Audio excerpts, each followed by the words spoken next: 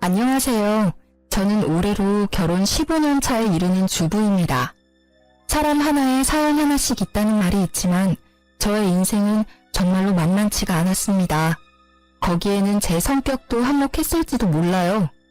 남들에게 지기 싫어하는 성격이나 호전적인 성격, 가족의 일이라면 어떠한 것에도 굴하지 않는 모습 같은 게 말이죠. 남편은 그런 저의 모습에 끌린 사람이었습니다.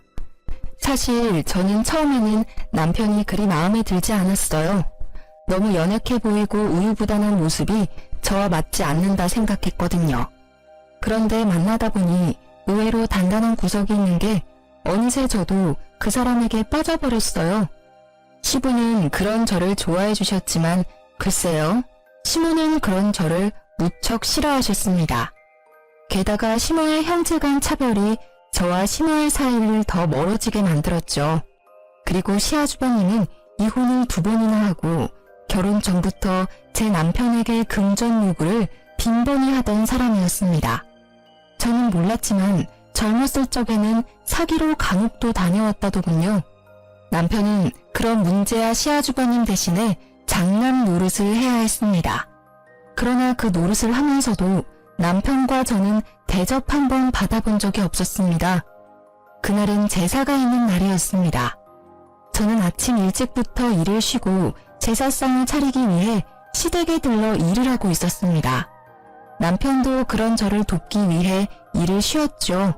참 다정한 남편이었는데 시댁만 오면 위축되는 모습이 참 안쓰러웠어요. 이날에는 웬일인지 시아주버님도 오셨더라고요. 저녁 술상을 차려 방 안으로 들어가자 시모와 아주버님 그리고 남편이 심각하게 이야기를 나누고 있었어요. 아니, 심각한 건 시모와 아주버님 뿐이고 남편은 그저 불편한 표정을 짓고 있을 뿐이었죠.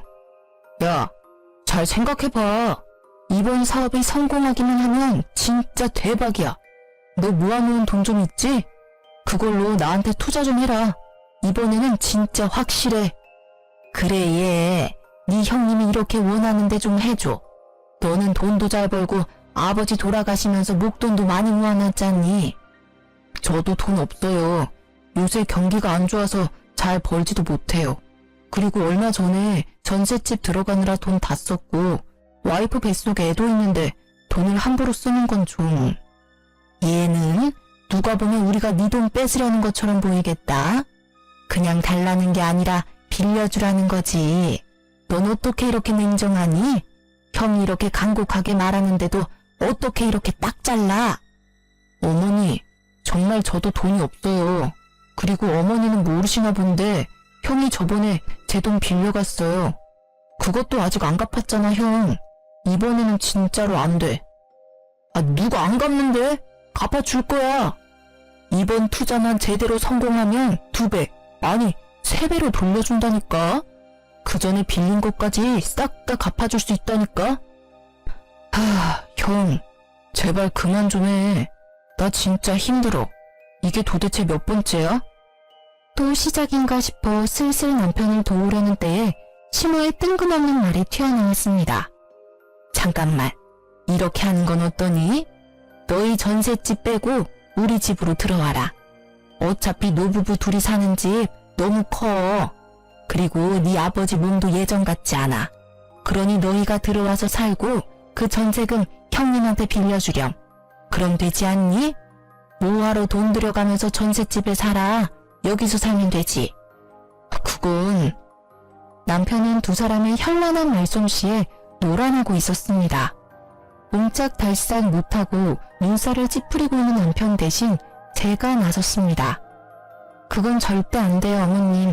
전세를 빼라뇨? 너는 빠지렴. 이 이야기에 네가 나설 곳은 없어.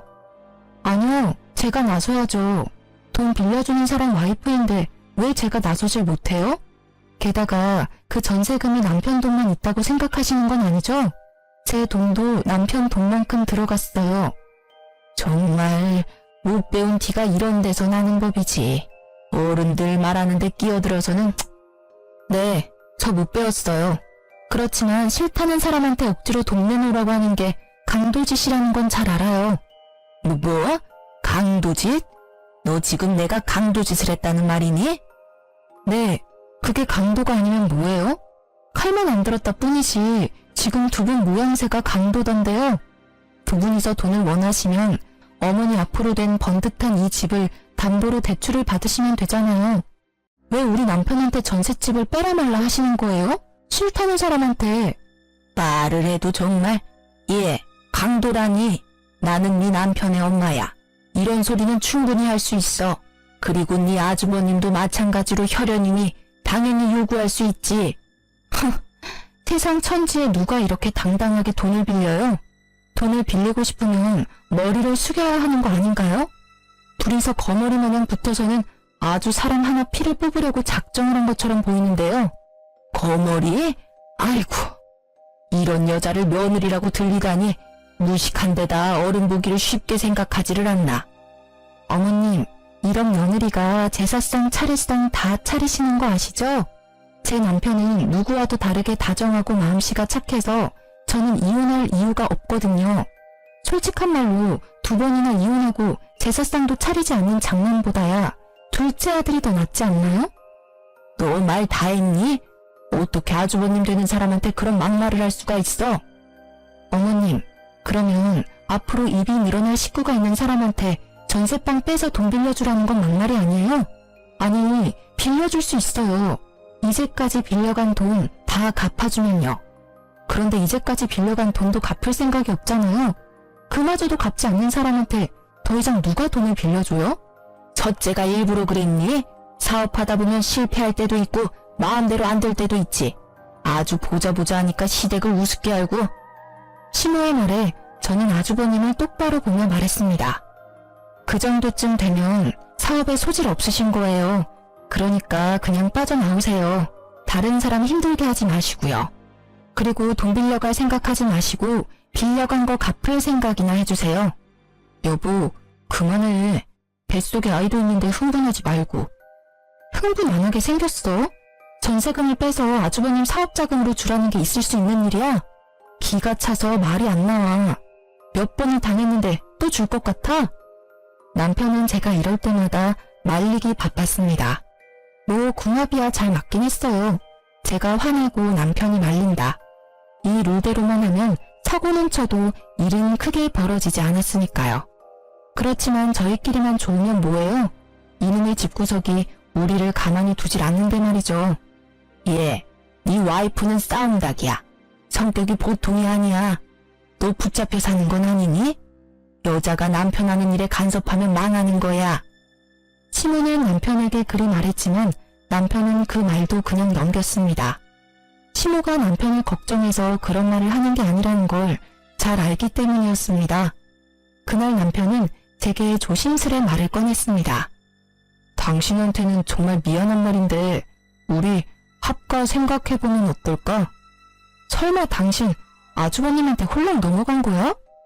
아니야, 그런 건 아닌데 아버지 요새 기운 없어 보이는 것도 그렇고 어머니가 아버지한테 소홀해 보이는 게 눈에 보여서 좀 걱정이 돼서. 그건 그렇지. 요즘 많이 안 좋아 보이시기도 하고. 연애 때부터 시부에 대한 남편의 애정은 각별했으니 어쩔 수 없다고 생각했습니다. 저도 시부에게 사랑을 많이 받았기에 남편 뜻에 따르기로 했습니다. 그리고 차라리 가까이 있는 편이 남편과 제 돈을 지킬 수 있는 방법이라고 생각했어요. 그렇게 저희는 합가를 하기로 했습니다. 시부가 계시지 않았다면 절대 응하지 않았을 거예요. 합가를 하고 나니 시모는 웃기지도 않을 시집살이를 저희에게 시키더군요. 저는 원래 밟으면 더 들고 일어서는 성질이라 그럴 때마다 저와 시모의 다툼은 더 커져갔습니다. 예, 오늘 반찬 좀 몇 가지 만들어놔라. 어제 제가 다 만들어놨는데요. 너희들만 입이니? 첫째 요새 혼자 살며 사업하느라 밥도 못 먹고 다닌다더라. 첫째한테 갖다 줄 거니까 정성스레 맛있게 만들어. 그 말에 화가 난 저는 가만히 있을 수 없었습니다. 어머님, 타지도 않은 본가 근처에 살고 계신 아주버님 반찬은 어머님이 만들어주세요. 떨어져 지내면서 어머님 손맛이 얼마나 그립겠어요? 매번 맛없다며 수저놓게 만드는 제 음식 말고 어머님 음식을 가져다 주시는 게 좋을 것 같아요. 뭐? 너 해주기 싫어서 그러지? 기가 막혀서. 싫으면 싫다고 하면 되지 무슨 핑계를 그렇게 대. 됐어. 내가 사다 주련다. 돈이나 줘. 죄송하지만 돈도 없어요, 어머님. 저한테 맡겨놓으신 거 없으시고 이번 달 드릴 용돈은 이미 월초에 드렸어요. 그러니까 사서 가시려면 어머님 돈 쓰세요. 저는 이제 공과금까지 대신 내드리고 있잖아요. 그 정도는 알아서 해주세요. 그깟 공과금 얼마나 낸다고 생색이야? 용돈도 조금만 주면서 나를 이렇게 핍박해? 용돈 50만 원이 큰 돈이 아닌가요? 저희 버는 돈도 그렇게 많지 않은 거 아시면서 어떻게 그런 말을 하세요? 그렇다고 그 돈으로 태어난 손녀한테 장난감이나 옷 한 벌 사준 적이 있으세요? 저희한테 수고한다고 밥 한 끼 사준 적이 있어요? 계속 적다고 말씀하시면 더 줄일게요. 아이고, 며느리가 시무를 잡네 잡아. 그래, 어디까지 하나 해봐라. 나도 가만 안 있을 거야. 시무는 그 이후로 더욱 악독하게 시집살이를 시켰습니다. 일하고 온 사람 피곤한 거 알면서도 운전기사처럼 끌고 다니는가 하면 동네 사람들에게 기센 며느리 때문에 힘들다며 아주 광고를 하고 다니시더군요. 그렇지만 그런 시무의 행동은 아주버님에 비하면 정말 별거 아닌 일이었어요. 시무의 시집살이가 계속되는 동안 저희 전세금을 노린 아주버님의 공작은 끝나지 않았습니다. 당신 왜 이렇게 술에 취해서 들어왔어? 술도 못 마시는 사람이 인사불성이 돼서는? 저는 남편의 모습에 의아한 마음뿐이었습니다. 다음날 잠에서 깬 남편에게 물었습니다. 어제는 술 왜 그렇게 많이 먹은 거야? 속상한 일이라도 있었어? 어제 형님이 찾아왔어. 불러낼 때는 돈 갚겠다는 식으로 이야기해서 나갔는데 도착하니 술을 엄청 먹이더라고. 그 뒤에 계속 내 카드로 비밀번호 뭐냐고 물어보는데 버티다가 결국 술 취해서 골아떨어졌지. 뭐? 아주버님이 또 자기한테 돈 달라고 그랬단 말이야? 이번에는 아예 도둑놈처럼 카드에서 직접 빼내려고 했나 본데? 아, 가족 중에 강도가 하나 있으니 진짜 힘드네. 전세금을 당신 통장에 안 넣어놨으면 지금쯤 다 털렸을지도 몰라. 술에 취해서 내가 비밀번호를 말했는지 안 했는지도 기억이 안 나거든. 말했어도 내 계좌에는 딸랑 10만 원 들었을 텐데. 남편이 밤중에 연락 온 게 없나 폰을 확인하더니 곧 한숨을 푹 쉬더라고요. 그 10만 원도 살뜰히 가져갔네. 정말 징글징글하다. 나도 참 못났어. 술 기운에 비밀번호 가르쳐줬나 봐. 앞으로도 돈 관리는 자기가 좀 해줘. 자기한테는 절대 그러지 않잖아. 아, 진짜 너무 짜증나. 왜 매번 우리만 이렇게 손해봐야 해? 이 사람들은 가족이 아니라 도둑이야. 미안해. 당신 이렇게 마음고생 시켜서. 남편은 초췌한 모습으로 제게 사과했습니다. 남편이 사과할 일이 아닌데도 그 사람들이 잘못한 일인데도 항상 남편의 입에서는 미안하다는 말만 나왔어요. 남편이 그럴수록 시무와 아주버님에 대한 저의 원망은 더 커져갔어요.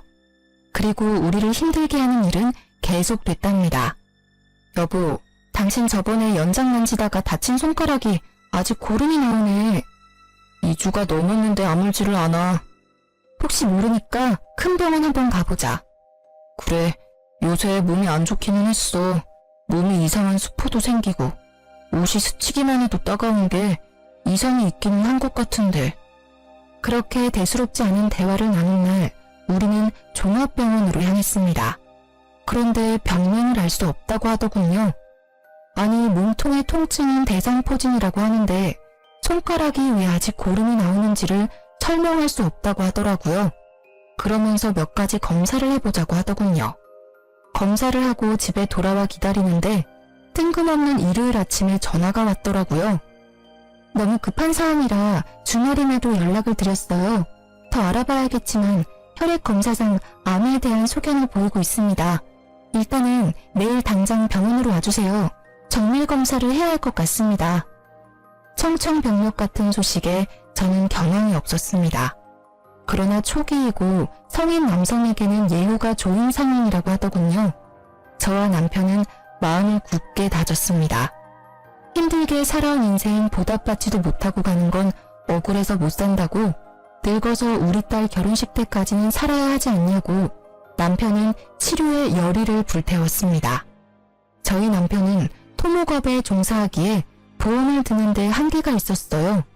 그래도 보험금이 5천만 원 정도가 나왔거든요. 남편은 시모에게 자신의 상태를 알리며 보험금이 있으니 잘 해결될 거라고 말했어요. 그런데 뒷목 잡을 일은 그 다음 주에 일어났어요. 시모가 저와 남편을 조심스레 부르더라고요. 둘째야, 너 혹시 4천만 원 정도만 빌려줄 수 있니? 네? 갑자기 그런 큰 돈을 어디서? 너 보험금 있잖아. 그거 어차피 실비도 나오고 수술비도 나올 거 아니야. 5천만 원 다 없어도 지금 당장 치료받는데 큰 지장은 없잖니? 어머님, 지금 무슨 소리를 하시는 거예요? 암 걸려서 고생하는 아들한테 할 소리예요? 저는 어이가 없어서 바로 받아쳤습니다. 그랬더니 시모가 저를 흘겨보더군요. 네가 신경 쓸 일 아니다. 그리고 누가 언제 그냥 달라고 했어? 다음 달이면 적금 만료되니 그것 하면 다시 돌려줄 거야. 도대체 그 큰 돈이 왜 필요하신데요? 네 아버지 앞으로 돈이 많이 들어. 어디 병원이라도 모시고 가려니 차가 영 오래돼서 모시기 힘들더라고. 그래서 하나 새로 사려고 그러지. 오래된 차 끌고 다니다가 사고라도 날까봐 걱정이야. 몸도 이제 힘들고 기력도 없는 양반인데 차라도 좋은 것 타면 사고가 안 나지 않을까 해서 그래. 아버님 아프시면 저희가 모셔갈게요. 굳이 그것 때문에 어머님 차를 바꾸는 건 아닌 것 같아요. 게다가 저희 처지에 4천만 원짜리 차는 너무 사치해요. 넌 매번 내가 하는 말은 안 된다고 그러더라. 그리고 병원 갈 때마다 너 일 쉬고 뛰쳐나올래? 돈 벌어야지. 애 앞길 생각하면. 그리고 자잘하게 갈 곳도 많아. 그럴 때마다 위험하게 둘 순 없잖아. 제가 절대 안 된다고 말리려 했지만 남편이 저를 다독이며 말했습니다. 아버지한테 필요한 거잖아. 그런 거면 난 빌려줘도 돼.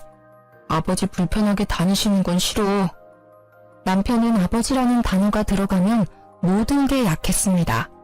그 집안에서 유일하게 남편의 편이 되어주는 사람은 시부뿐이니까요. 솔직히 저도 시부에게 필요하다는 걸 안 된다 말할 수 없었어요. 그렇지만 무턱대고 어머님 말을 믿는 것도 싫었어요. 방으로 돌아온 저는 남편에게 말했어요. 그러면 일단 문자로 차용증 비슷하게 보내서 확인시켜. 내가 예전에 보니까 돈 떼인 거 받으려면 무조건 돈 빌려줬으니 갚겠다라는 문자 내역 같은 거 있어야 한대. 그렇게까지 할 필요 있을까?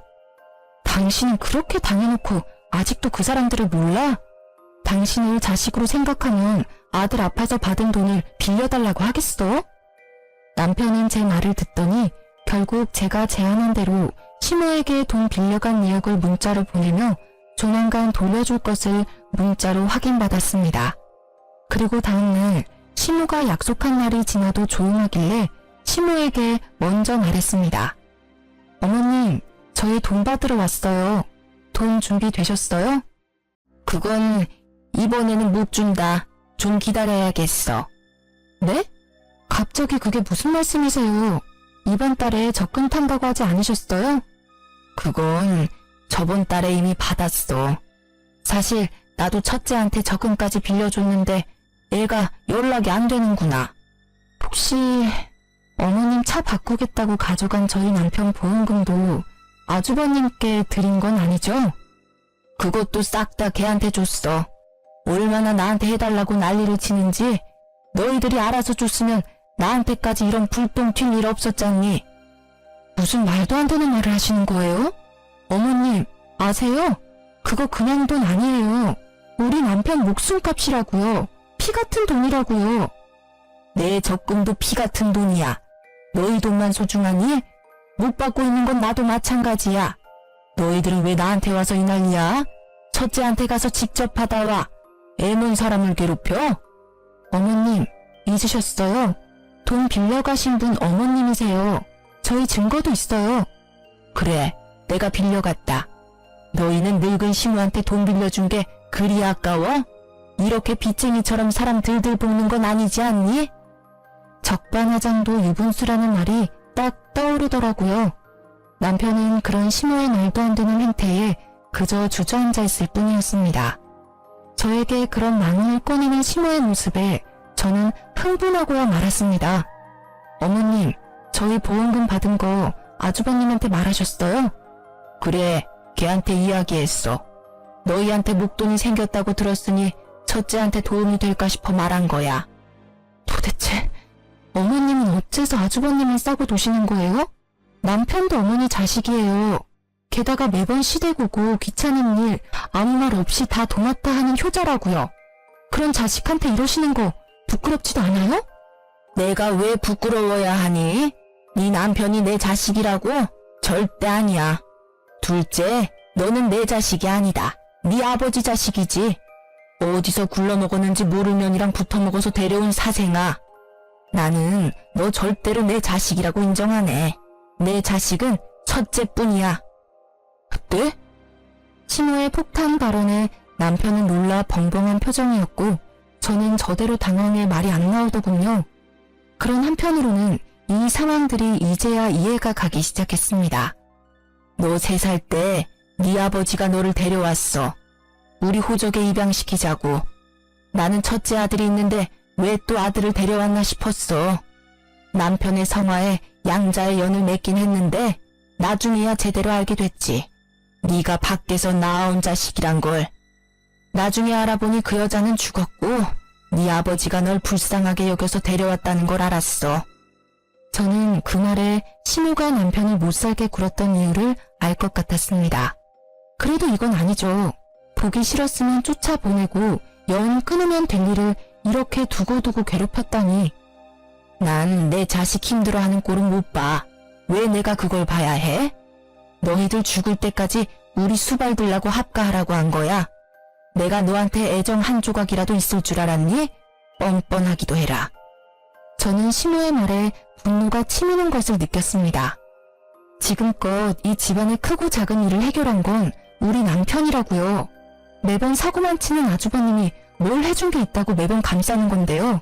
평소에는 집에 오지도 않다가 돈만 필요하면 어슬렁거리며 와서는 사람들 돈 다 빌려서 가져가서는 안 갚고, 그런 사람이란 걸 알면서 어떻게 우리 남편 보험금을 가져가서 그런 사기꾼한테 전해줄 수가 있어요. 어머님도 똑같아요. 똑같은 사기꾼이라고요. 누가 사기꾼이야? 우리 첫째는 그런 짓 안 해. 재수가 없어서 계속 미끄러지기는 하지만 걔도 뒤에서 잘 받쳐주면 성공할 거라고. 보험금 그게 그렇게 중요해? 그냥 팍 죽어버리지 그랬니? 꼴도 보기 싫은 네 얼굴 볼 때마다 짜증이 얼마나 나는지 알고는 있니? 차라리 네 아버지를 닮았으면 정이라도 조금은 갔을 것을. 그 여자를 빼다 박았는지 정이라고는 안 가는 얼굴을 하고선. 그만하세요. 그런 소리 들을 만한 사람 아니에요. 어머님만 그런 줄 아세요? 저도 똑같아요. 아주버님 얼굴만 보면 치가 떨린다고요. 이번에는 어떤 사고를 쳤을까, 또 돈을 요구하면 어떡하나 하면서. 그러니 이번에도 아주버님 감싸주시면 저 진짜 용서 못해요. 아주버님은 어디 가셨어요? 그걸 낸들 아니? 나도 연락이 안 되는데. 설사 알아도 내가 너희한테 알려주겠니? 애를 이렇게 잡아먹으려고 난리들을 치는데. 화가 머리끝까지 난 저와는 반대로 남편은 도리어 차분해진 표정이었습니다. 이때 남편은 알게 되었다고 해요. 자신이 그렇게 노력해도 어머님께 인정받지 못한 이유를요. 그 이유를 알게 되어 오히려 홀가분했다고 하더군요. 결국 돈 4천만 원을 사기로 잃게 된 저희는 이제 치료에만 집중하자며 시댁에서 나오기로 했습니다. 아파서 요양하겠다고 하니 시모가 막지는 않더군요. 잘못한 일이 있으니 잡지 못한 것도 있겠죠. 그 뒤 시부가 죽고는 시댁과 완전히 연락이 끊어져 2년도 이대로 끊어지나 하는 작은 기대를 하고 있었어요. 그러나 그것도 1년을 넘기지는 못했습니다. 남편은 1차 치료를 끝내고 요양 겸 쉬고 있던 중이었습니다. 저는 그런 남편의 수발을 들기 위해 일을 그만두고 퇴직금을 받아 나온 상태였죠. 그날의 평화를 깬 것도 시모의 전화 때문이었습니다. 너 혹시 돈 100만 원 정도만 빌려줄 수 있니? 갑자기 전화하셔서 또 돈 이야기세요? 이번에는 뭐 때문에 필요하신데요? 말하는 뽐새하고는 친구 아들 결혼시킨다고 해서 축의금 하려고 그런다. 요새 너희들이 도통 들리지 않으니 돈이 없어서 말이다. 너희도 그렇지 한 번도 연락을 안 해? 매달 시댁에 용돈을 드리던 저는 그 당시 괘씸한 마음에 돈을 돌려받기 전까지는 용돈을 드리지 않기로 결심했었어요. 결국 돈이 궁해진 시모가 연락을 하신 거였어요. 그런데 어째 기분이 이상하더라고요. 친척 집에 축의금을 내도 그것보다는 적게 낼 양반이 갑자기 100만 원? 물론 그 금액을 다 축의금에 내지는 않아도 뭔가 쓸 곳이 있을 거라는 생각에 시모의 뒤를 쫓았습니다. 돈이 얽혀있으면 꼭 등장하는 아주버님 생각 때문에요.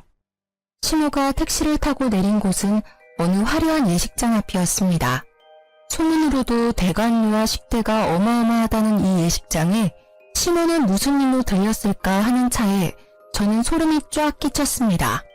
로비 화면에 떠있는 결혼 커플 사진에 아주버님의 얼굴이 떡하니 붙어 있었기 때문이었습니다. 감히 내 남편 안보험금을 사기쳐놓고 이런 비싼 곳에서 결혼식을 할 생각을 하다니 화려하게 치장된 그 모습이 괘씸해서 팔을 주체할 수 없었습니다.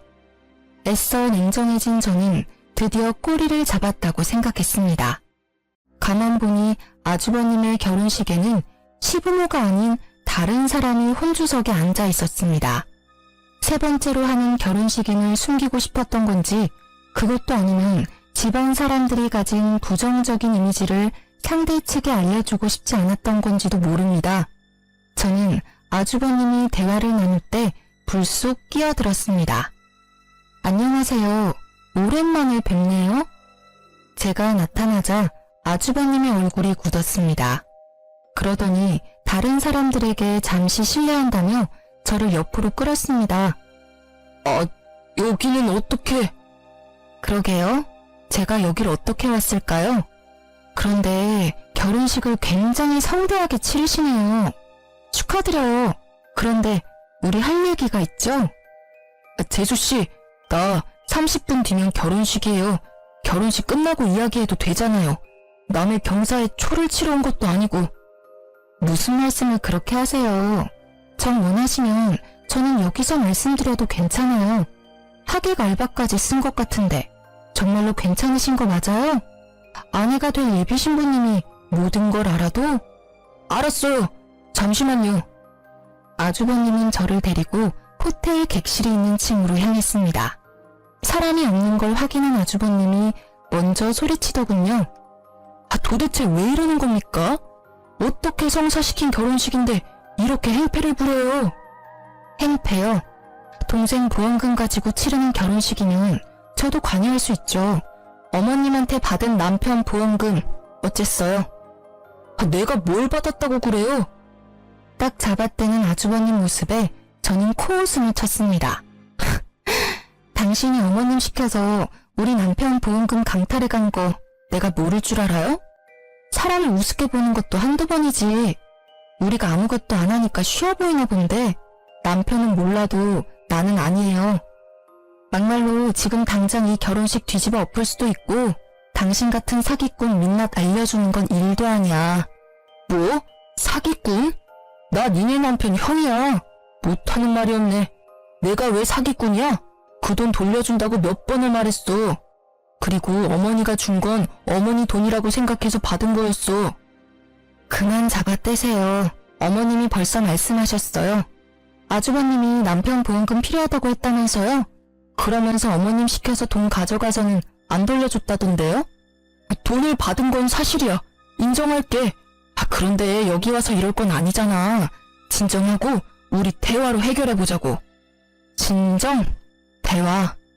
저기 아주버님, 저요. 세상 둥글게 살고 싶은 사람이에요. 누구는 화내고 싶어서네요. 예전부터 그랬잖아요.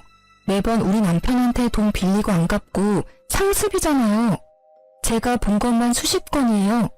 가져갔으면 갚을 생각을 해야지. 남의 돈으로 호사스럽게 살면서 사람 우습게 보는 것도 정도가 있죠. 그리고 대화로 해결될 일은 아니죠. 돈을 가져와야 될 거 아니에요. 제 목소리가 커지니 아주버님은 당황했습니다. 알았어. 그럼 이렇게 해. 오늘은 바쁘니까 내일 어떻게든 돈을 마련해서 제가 아주버님 수법에 당한 게 몇 년인데요. 지금 당장 준비하세요. 결혼식 끝날 때까지 안 주시면 저도 성심껏 이 결혼식 정성스레 망쳐드릴 테니까요. 아니, 하루도 못 기다려? 하루고 한 달이고 지금 몇 년 전에 빌려준 것도 안 갚으셨잖아요. 그리고 기다릴 필요가 어디 있어요? 이번 결혼식 친척 빼고 친구들 하객은 진짜죠? 친구들 엄청 많으신데 축의금으로 갚으시면 되겠네요. 그걸 가져갈 생각을 하다니, 그건 내가 받은 내 결혼 축하금이라고요. 다른 사람들의 성의가 있는 돈을. 그 돈은 성의가 있는 돈이라 괜찮고 동생 보험금은 성의가 없는 돈이라 안 돌려주는 거예요. 그리고 우리 남편 돈은 목숨이 달려있는데 가져가셨잖아요. 피차 일반이에요. 계속 안 주신다고 하시면 저 내려가서 다 말해버릴게요.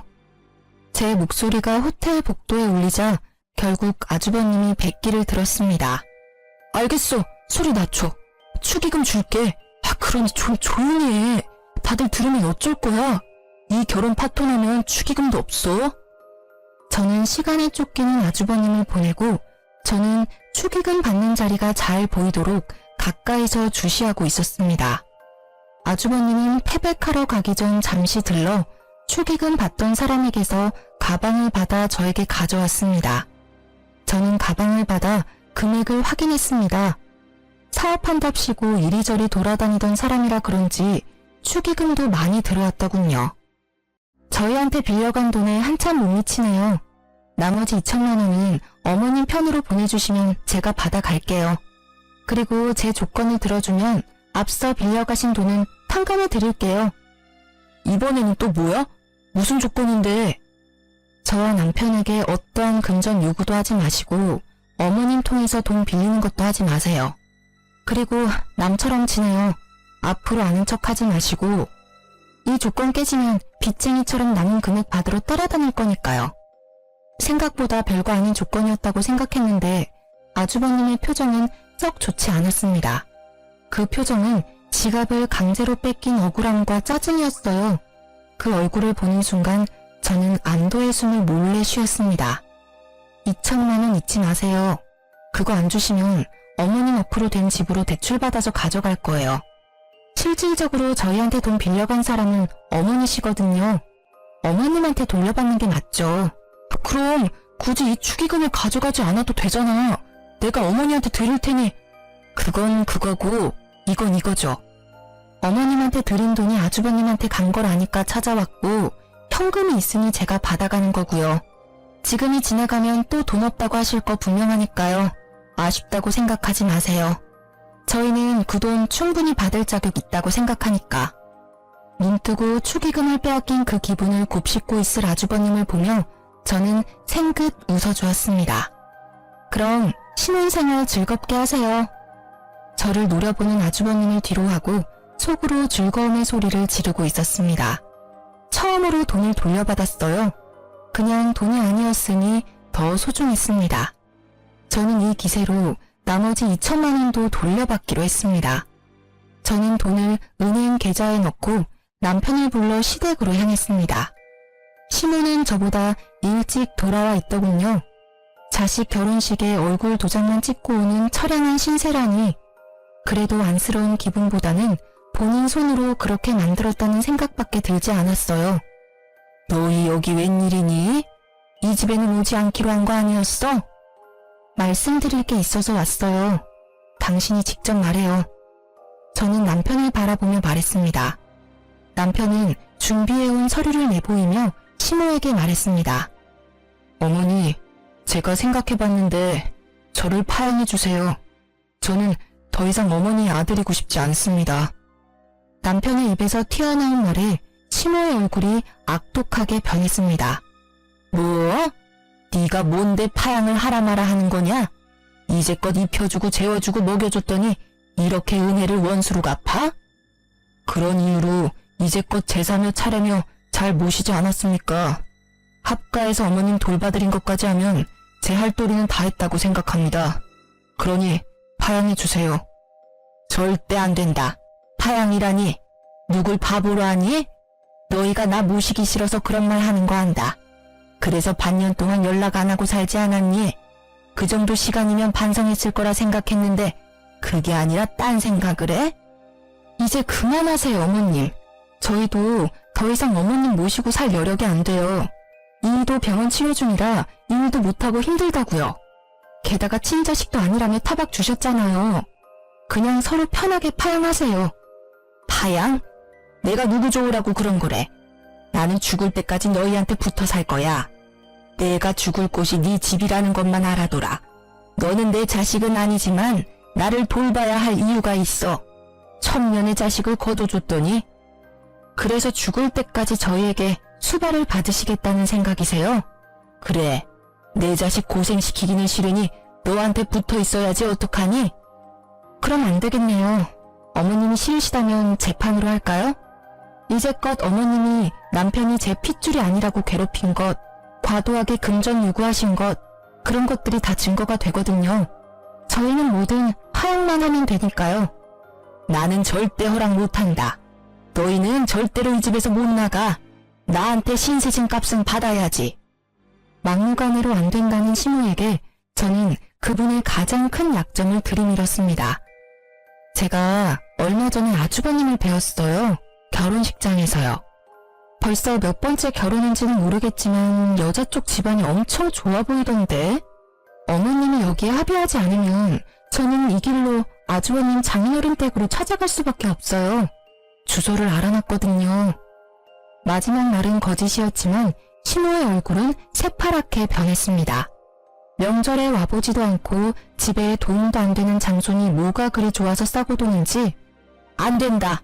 네 형은 건드리지 마. 이제 마음 잡고 잘 사는 애야. 왜 그 애를 건드리는 거야? 어머님께서 파양해 주시면 건드릴 필요도 없고 아예 만나지도 않을 거예요. 그 서류 작성하시면 우리와는 남이니까 서로 얼굴 마주칠 필요도 없어요. 아니면 제가 그 집에 찾아가서 어머님이 아주버님 친모이고 외방자식인 둘째 아들 피 같은 보험금 사기쳐서 가져갔다고 말할 거예요. 악에 바친 제 말에 결국 무너진 건 시모였습니다. 그 애는 건드리지 말라며 저희를 노려보며 합의서를 작성해 주더군요. 저희는 드디어 남이 되는 첫 발을 디디게 됐습니다. 그리고 저는 상쾌한 시모에게 마지막 결정타를 날렸습니다. 그리고 그 결혼식에서 아주버님이 가져가신 돈 4천 중에 2천은 돌려받았어요. 나머지 2천은 어머님께 돌려받으려고요. 잘 아시겠지만 저희는 아주버님한테 빌려드린 게 아니라 어머님한테 빌려드렸잖아요. 빠른 시일 내에 갚아주세요. 돈 없다. 나도 너희랑 똑같이 첫째한테 다 털어넣었어. 그러면 이 집이라도 팔아서 갚으시면 되겠네요. 그리고 아주버님 댁으로 들어가시면 딱 좋고요. 그걸 말이라고 하니? 왜 내 새끼가 그 고생을 해야 해? 그러니까요. 우리 남편한테 잘해주셨으면 끝까지 모시고 살았을 텐데. 이제 남이라 그럴 수도 없겠네요. 어쨌든 2천만 원은 빨리 갚아주세요. 안 갚으면 아주버님한테 갚으라고 할 테니까요. 결국 파양 합의서에 사인한 시모는 며칠 뒤 2천만 원을 보내왔습니다. 어떻게 구한 돈인지 알 수 없었으나 그 돈을 받고 얼마나 마음이 놓이는지 남편 치료에 집중할 수 있어서 다행이라는 생각만 들었어요. 그렇게 저희와 시댁 인연은 모두 끊어졌습니다. 남편은 몸 상태가 좋아지고 있었고 아이도 잘 크고 있어요. 한번 시모가 저희를 찾아온 적이 있었어요. 시모의 남동생, 그러니까 남편의 전 외삼촌이 저희에게 시모를 데려왔더라고요. 알고 보니 아주버님이 시모의 땅 문서를 가지고 가 몰래 팔았고 시모는 그것도 모르고 집에 있다가 그 집을 산 사람들에 의해 쫓겨났다고 하더군요. 그래서 너희가 네 모친을 받아주면 안 되겠니? 죄송합니다. 이제 법적으로 저와 관련 없는 분이세요. 제가 모실 이유 없습니다. 여기서 이럴 게 아니라 형님께 모시고 가세요. 어머님이 그리 아끼셨으니 잘 모실 겁니다. 봐라, 이 악독한 것들. 길러준 은혜도 모르는 이 망할 년놈들. 내 자식으로 키워줬더니 이렇게 은혜를 원수로 갚아? 어머님, 말씀은 똑바로 하셔야죠. 은혜를 원수로 갚은 건 어머님이세요. 그러게 차별하지 말고 잘 키워줬으면 지금쯤 저희 남편이 어머님께 잘했겠죠. 장인 장모한테도 그리 살뜰하게 대하는 이 착한 아들을 어떻게 그렇게 모질게 굴어서 정을 떼게 만들어요? 당신 그만해. 어쨌든 외삼촌, 다시 한번 말씀드리지만 저희는 못 모셔요. 헛걸음하시게 한 것 같아 죄송하지만 형님께 가보시는 게 좋을 것 같습니다. 끊어내는 남편 말에 외삼촌이 머뭇거리며 말했습니다. 너의 형님은 얼마 전에 사기죄로 감옥 들어갔단다. 나도 자세히는 모르는데 그 결혼한 여자 집안에서 사기를 쳤다고 하더라고. 누님도 그놈이 친 사기에 빚쟁이들이 찾아와 난리치는 바람에 고생 좀 했다. 넌 그런 얘기를 뭐하러 해? 누님, 이제 그만 좀 하세요. 땅 문서 갖고 도망친 놈 뭐하러 두둔하시는 거예요? 마음을 곱게 쓰셨으면 말년에 이 고생은 안 하셨을 텐데. 남이사, 마음을 곱게 쓰던 못생기게 쓰던 그게 너랑 뭔 상관이야? 상관이 왜 없어요?